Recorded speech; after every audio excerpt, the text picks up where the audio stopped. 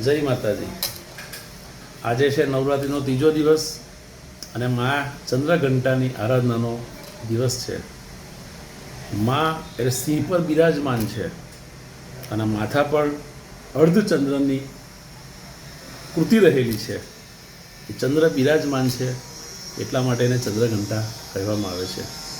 આત્મવિશ્વાસથી ભરપૂર, વિનાશ કરનારી શત્રુનો અને ધૈર્ય અને હિંમત આપનારી એ માનવ આજનો દિવસ છે.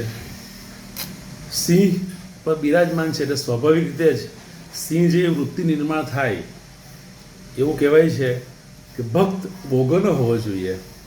ભક્ત પહેલાં એવું કહેતા હતા આપણે કે ભાઈ એક બિચારો ગરીબ ભક્ત હતો, તો ભક્ત કોઈ એવો ન હોય.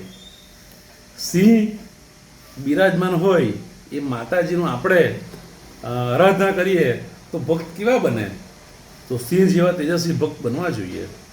અને એટલા માટે જ આજના દિવસે એક ગરબો મને યાદ આવે છે કે ભાઈ માનો ગરબો રે રમે રાજને દરબાર.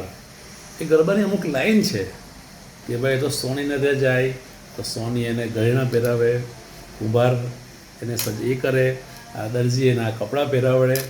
તો આવી અલગ અલગ દરેક સમાજના દરેક વર્ગના લોકો એ માતાજીનો શણગાર કરે અને ક્ષત્રિય એને માથે બેસાડે.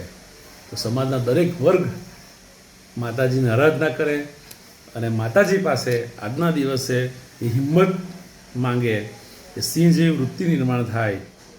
તો સાચા અર્થમાં આ ત્રીજો દિવસ ચંદ્રઘંટા માની આરાધના આપણે કરી કહેવાય. અને શત્રુનો પણ વિનાશ જરૂરી છે.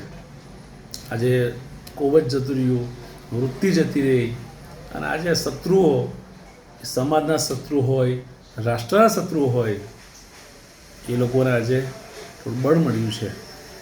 માતાજી પાસે શક્તિ માંગીએ, પુષ્કળ શક્તિ માંગીએ અને દુશ્મનોનો વિનાશ થાય એવું આજના દિવસે આપણે માંગીએ તો સાચા અર્થમાં માતાજીની આરાધના આપણે કરી કહેવાય.